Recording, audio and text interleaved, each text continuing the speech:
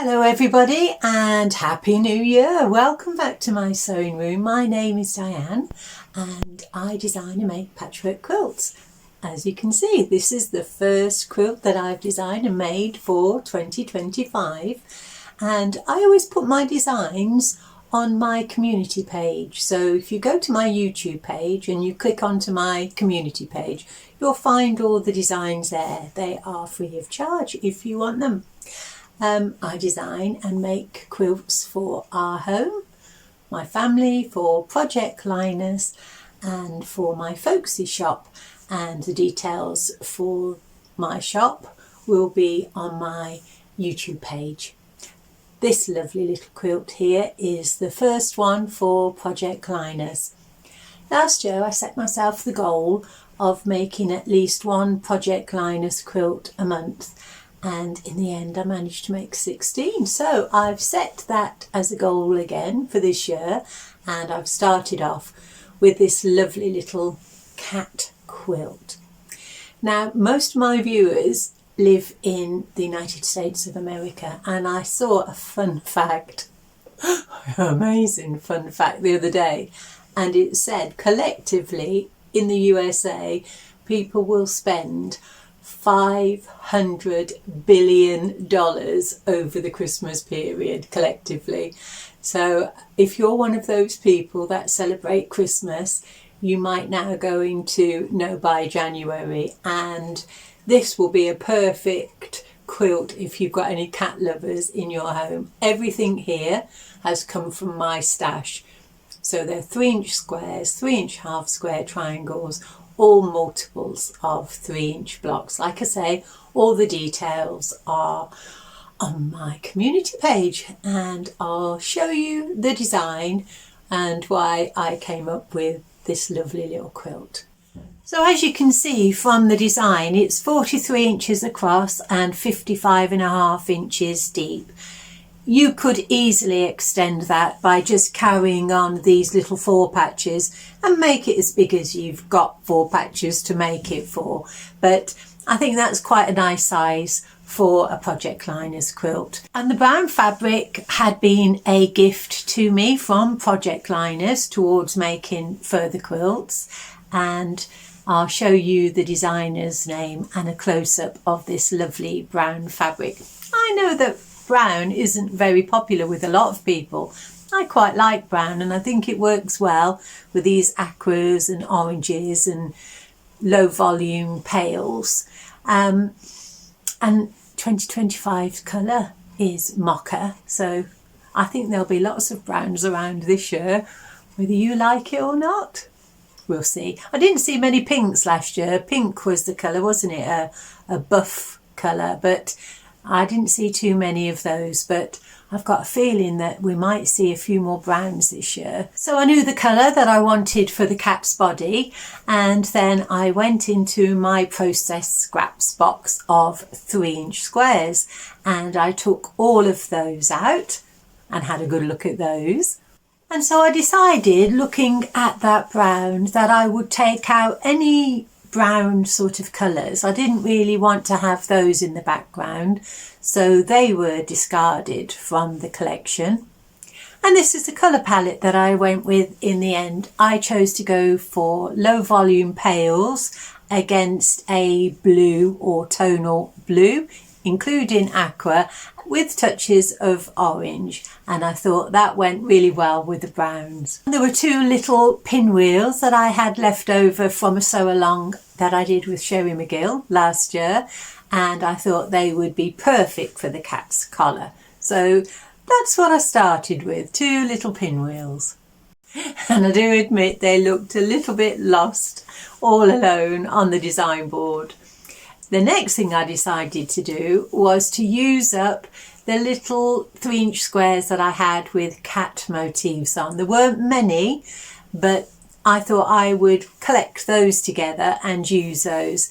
In the end, I just decided to sit the cat body on top of them. There was only a few, so I did a row and I sat the cat on top. So then it was just a matter of cutting out the shape of the body for the cat. So I thought if I put the cat on the board first, not sewn together, but all the cat blocks onto the board, then I could see how the little 4 patches were working against the cat. And now I've laid out all of the blocks for the cat silhouette, apart from the half square triangles. I won't be making those till nearer the end because I want to alternate light and dark, and I'm not sure what colour half square triangles I'll need to make, whether they should be light or dark with that brown. So to make my 3-inch half square triangles, I took a 4 3/4 inch square and I cut it on the diagonal to give me 4 triangles. I already had some triangles pre-cut from other projects that were in the pail or some blues, and so I used those and I just cut out those browns to complement them. And the way I've decided to put this quilt together is in columns. So I've started in the left hand corner, and so I'm going to work my way across the bottom. I'm only doing it 2 blocks wide, so each of these columns measures 5.5 inches, and I'll complete all of those before I put the quilt together. And I'll put a little bit of music on for you now so that you can see how this quilt came together quite quickly, really.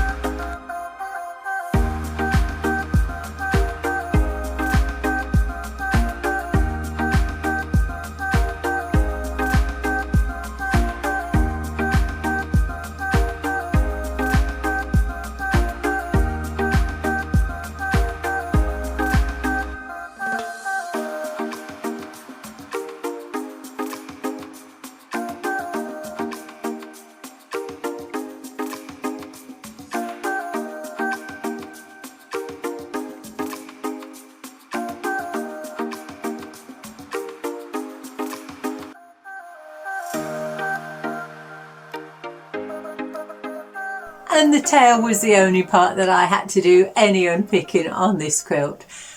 Originally it was just a little half square triangle, you know the way a cat sort of flicks its tail, the end of its tail when it's not amused, and I thought I'll put you know, that little flick. But once I'd sewn that column together, I didn't really like the way there was that sort of gap around, and so I decided to unpick that and remove the half square triangle and put a full square in instead, and I think that looks more attractive. And that was it. I was really pleased with it. It came together, like I say, quite quickly because all of those 3-inch squares were already pre-cut, and it was just a matter of making 4 patches, and some of the blocks were larger on the cat, 5.5 inches by 8 inches in his face. So yeah, like I say, it came together really quickly, and then I just had to look for something for the backing, and again I had some fabric in my stash and I'll show you that. I think it works well, the warm colours, and I'll put the designer name on as well.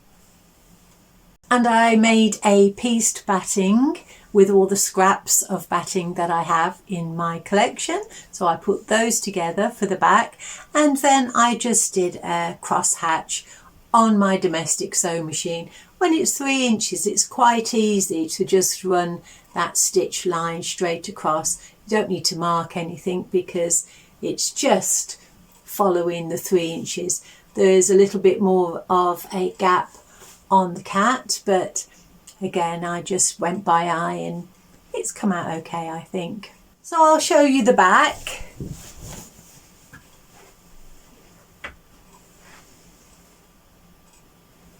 I think you can just make out the cross hatch on it, and then there's Project Linus label. I made a little 4-patch to put the label on.